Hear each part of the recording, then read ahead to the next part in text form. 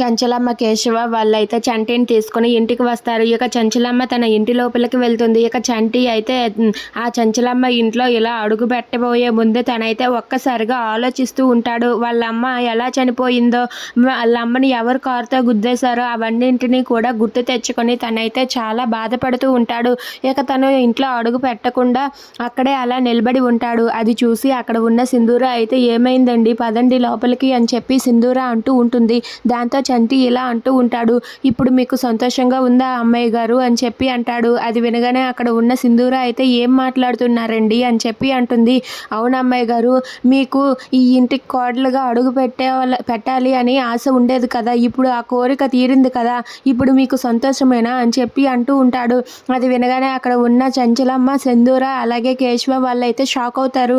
ఇక దాంతో అక్కడ ఉన్న సింధూర ఇలా అంటూ ఉంటుంది, నేను ఇంటికి కోడలు అవ్వడానికంటే ముందు మీరు ఈ ఇంటి కొడుకే కదండి, చంచలమ్మ గారి కన్న కొడుకు కదా మీరు అని చెప్పి అంటూ ఉంటుంది.